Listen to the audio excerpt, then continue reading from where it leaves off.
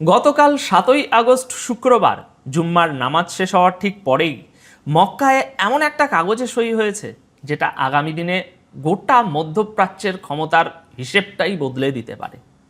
Saudi আরব, তুরস্ক আর পাকিস্তান এই তিনটে দেশ ঠিক করেছে আজ থেকে এদের মধ্যে যে কোনো একটার উপরে হামলা হলে সেটাকে তিনটে দেশের উপরেই হামলা বলে ধরা হবে, আর তিন দেশ মিলে তার জবাব দেবে।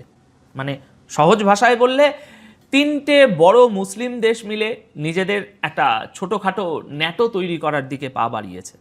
আর দর্শক বন্ধুরা, এই খবর ছড়িয়ে পড়তেই অস্বস্তি শুরু হয়েছে ইরানে, ইসরায়েলে আর ইয়েমেনে। ইরান তো সরাসরি সৌদি আরবকে হুঁশিয়ারি দিয়ে বলেছে তুরস্ক আর পাকিস্তানও তোমাকে বাঁচাতে পারবে না। তাই প্রশ্ন হলো, এই চুক্তিতে ঠিক কী রয়েছে? কেন এত তাড়াহুড়ো করে এটা হলো? কার লাভ, কার ক্ষতি, আর সামনে পরিস্থিতি কোন দিকে যেতে পারে? পুরোটাই সহজ করে বোঝার চেষ্টা করব। স্বাগতম দর্শক বন্ধুরা, আমি অনুপ বিশ্বাস। আজ 8ই আগস্ট 2026। আসুন প্রথমে দেখা যাক যে ঠিক কী হয়েছে। রিপোর্ট অনুযায়ী এই চুক্তির নাম রাখা হয়েছে Mecca joint deterrence agreement. Deterrence শব্দটা সহজ মানে হলো শত্রুকে হামলা করা থেকে আটকে রাখা, অর্থাৎ এতটা শক্তি দেখিয়ে রাখা যাতে কেউ হামলার কথা ভাবতেই ভয় পায়। চুক্তিতে সই করেছেন সৌদি ক্রাউন প্রিন্স মোহাম্মদ বিন সালমান, তুরস্কের প্রেসিডেন্ট রজব তাইয়িপ এরদোয়ান এবং পাকিস্তানের প্রধানমন্ত্রী শাহবাজ শরীফ। আর সইটা হয়েছে মক্কায়, হারাম শরীফে জুম্মার নামাজ আদায় করার পর। তিন দেশের তিন নেতা একসঙ্গে নামাজ পড়েছেন, তারপর সই করেছেন। জায়গাটা কিন্তু এখানে খুব গুরুত্বপূর্ণ। মক্কায় দাঁড়িয়ে এই চুক্তি করার মধ্যে দিয়ে একটা ধর্মীয় বার্তাও দেয়া হয়েছে, আমরা একসঙ্গে লড়ব, বিপদের মোকাবিলা একসঙ্গে করব। অনেকে অবশ্য প্রশ্ন তুলতে পারেন যে ভাই অনুপ, গাজার প্রশ্নে তো এভাবে একসঙ্গে আসা যেত, তখন কেন আসা হলো না? হ্যাঁ, সেই নিয়ে আলোচনা হতেই পারে, তবে এবারের বিষয়টা কিন্তু সম্পূর্ণ আলাদা। এটা এদের নিজেদের নিরাপত্তার প্রশ্ন। এবার বোঝা যাক এই তিনটে দেশ একসঙ্গে এলে ব্যাপারটা কেন এত বড় হয়ে দাঁড়ায়। দেখুন, তিনটে দেশই বড়, কিন্তু তিনজনের শক্তির জায়গা আলাদা। কেউ শক্তিশালী তার সম্পদের কারণে, কেউ তার সেনাবাহিনীর কারণে, আর কেউ তার পারমাণবিক অস্ত্রের কারণে। পাকিস্তানের হাতে পারমাণবিক অস্ত্র আছে, তুরস্কের হাতে রয়েছে ন্যাটোর দ্বিতীয় বৃহত্তম সেনাবাহিনী, আর সৌদি আরবের হাতে রয়েছে বিশ্বের সবচেয়ে বড় তেলের সম্পদ, বিপুল আর্থিক ক্ষমতা, অগণিত রিয়াল আর ডলার। এতদিন এই তিনটে শক্তি, টাকা, সোনা আর পারমাণবিক অস্ত্র, একসঙ্গে এক জায়গায় ছিল না। এবার সেটাই এক ছাতার নিচে আসার সম্ভাবনা তৈরি হয়েছে। আর যদি এই তিনটে দেশ সত্যি শেষ পর্যন্ত একসঙ্গে দাঁড়িয়ে থাকে, তাহলে মধ্যপ্রাচ্যের গোটা ক্ষমতার ভারসাম্যই বদলে যেতে পারে। চুক্তিতে ঠিক হয়েছে এখন থেকে এই অঞ্চলের নিরাপত্তার প্রশ্নে তিন দেশ একসঙ্গে কাজ করবে, সামরিক সমন্বয় বাড়ানো হবে, আর প্রতিরক্ষা শিল্পেও একে অপরকে সাহায্য করা হবে। তবে এখানে একটা কথা পরিষ্কার করে বলা দরকার, তিন দেশ মিলে একসঙ্গে অস্ত্র তৈরি করবে কিনা সেটা এখনও জানা যায়নি। আর এটাও মনে রাখতে হবে, এখনই এটাকে একবারে পুরোদস্তুর ন্যাটোর মতো পুরোদস্তুর সামরিক জোট বলা যাবে না। আপাতত এটা যৌথ প্রতিরোধ আর নিরাপত্তা সমন্বয়ের একটা কাঠামো। আগামী দিনে এটা আরও শক্তিশালী করা হতে পারে। এই চুক্তির মূল সুরটা হলো, আমরা আগে হামলা শুরু করব না, কিন্তু তোমরা হামলা করলে ছেড়ে দেব না। তাই এখন প্রশ্ন হচ্ছে, ঠিক এই সময়েই কেন এই চুক্তি?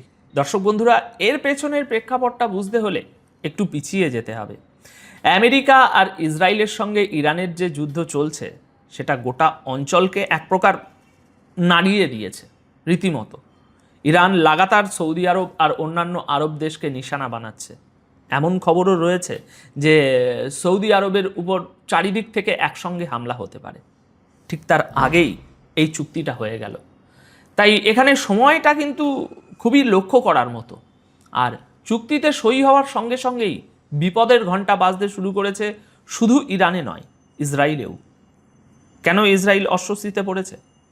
কারণ দর্শক বন্ধুরা, এতদিন এই অঞ্চলে ইসরায়েলের সামনে এমন কোনো মুসলিম ব্লক ছিল না যাদের হাতে একসঙ্গে সম্পদ, সোনা আর পারমাণবিক ক্ষমতা, এই তিনটেই রয়েছে। ইসরায়েল অবশ্য এখনো পর্যন্ত এই চুক্তি নিয়ে কোনো সরকারি বিবৃতি দেয়নি।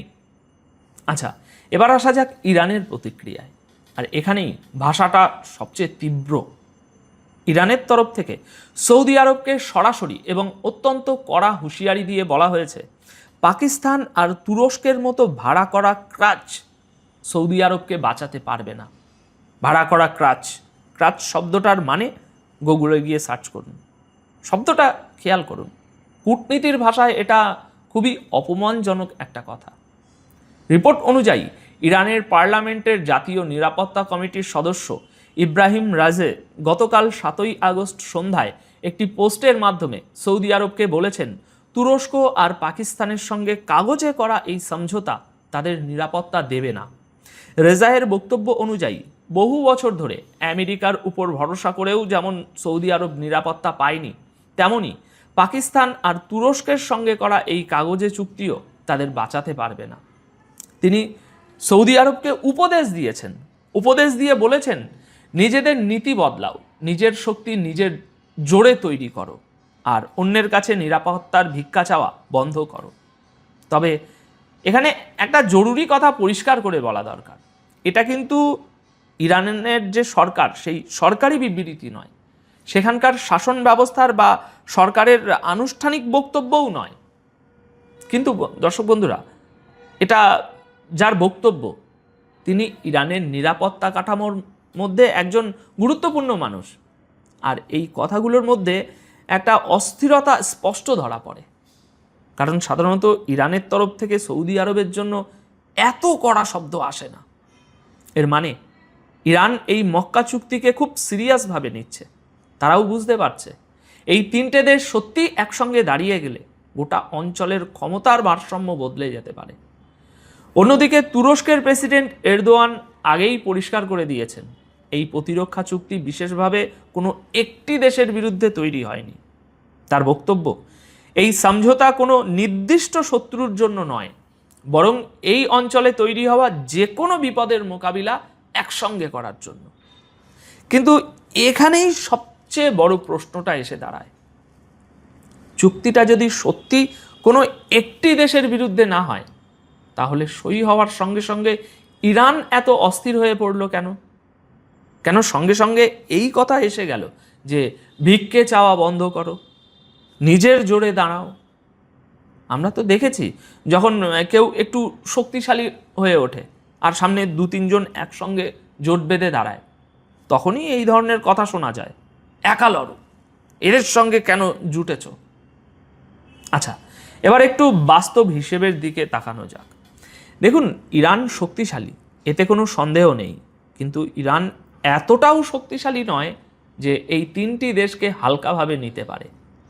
তুরস্ক, পাকিস্তান আর সৌদি আরব, 3 দেশের হাতেই যুদ্ধবিমান রয়েছে, এমনকি উন্নত যুদ্ধবিমান রয়েছে।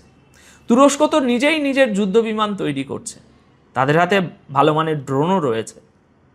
তবু একটা কথা পরিষ্কার বলা দরকার, এরা ইরানের সঙ্গে সরাসরি সংঘর্ষে যাবে বলে মনে হয় না, কারণ ইরানের হাতে যা আছে তা দিয়ে আমেরিকাকেই টেনে এনেছে। কিন্তু এই জোট সবচেয়ে বেশি সমস্যায় ফেলতে পারে হুতিদের, আর ঠিক এখানেই পরিস্থিতি নতুন মোড় নিচ্ছে। মক্কা চুক্তি সই হওয়ার কয়েক ঘন্টার মধ্যেই ইয়েমেনের হুতিদের তরফ থেকে সরাসরি আবারও একটা হুমকি এসে গেছে। হুতিরা বলেছে, এখন থেকে সৌদি আরবের সেনাবাহিনী, তাদের সঙ্গীরা এবং ইয়েমেনের ভিতরে তাদের হয়ে লড়া যে কোনো গোষ্ঠীর জন্য আর কোনো নিরাপত্তা নেই, কেউ আর নিরাপদ নয় সেখানে।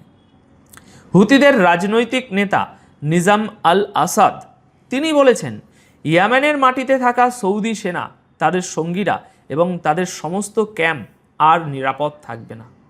হুতিরা আগেই বলেছে, সৌদি আরব যদি তাদের বিরুদ্ধে অভিযান চালিয়ে যায়, তাহলে সৌদির জাহাজ, ঘাঁটি এবং কৌশলগত লক্ষ্যবস্তু আগের মতোই তাদের নিশানায় থাকবে। আর এই হুমকি শুধু কথার মধ্যেই সীমাবদ্ধ থাকেনি। গতকালকের রিপোর্ট তো আপনারা দেখেছেন। রিপোর্ট অনুযায়ী গতকাল শুক্রবার দিনই হুতিরা ইয়েমেনের মারিব শহরে ক্ষেপণাস্ত্র আর ড্রোন দিয়ে আবার হামলা চালিয়েছে। এতে 2 জনের মৃত্যু হয়েছে আহত হয়েছেন আরও 14 জন। এই সংখ্যা আরও বাড়তে পারে। ইয়েমেনের আন্তর্জাতিকভাবে স্বীকৃত সরকারের বক্তব্য হলো, হুতিরা, গতকাল আপনাদের শুনিয়েছি, আবারও ছোট করে বলছি, হুতিরা আবাসিক এলাকা এবং ঘরছাড়া মানুষের ক্যাম্পকে নিশানা বানিয়েছে। এরপর গোটা মারিবে জরুরি সতর্কতা জারি করা হয়েছে।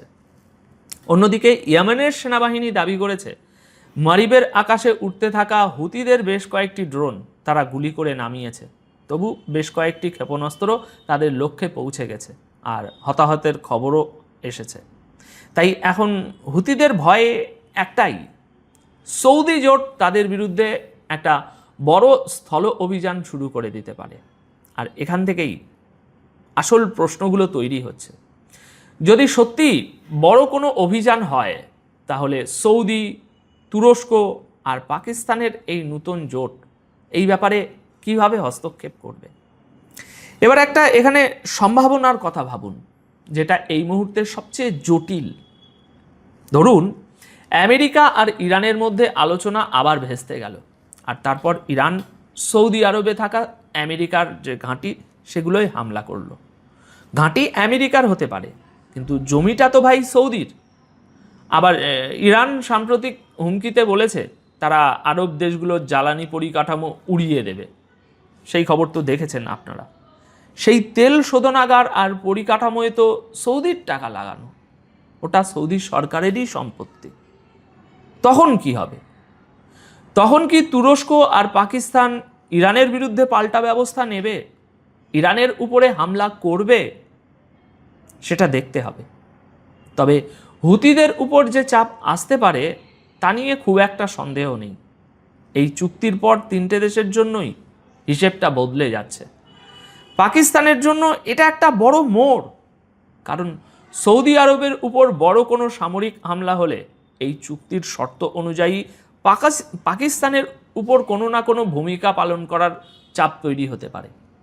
তুরস্কের জন্য এটা শুধু একটা রাজনৈতিক দলিল নয়, এই চুক্তি তাদের সামরিক শিল্প, অস্ত্র সরবরাহ এবং আঞ্চলিক নিরাপত্তায় একটা বড় ভূমিকা নেওয়ার রাস্তা খুলে দিতে পারে।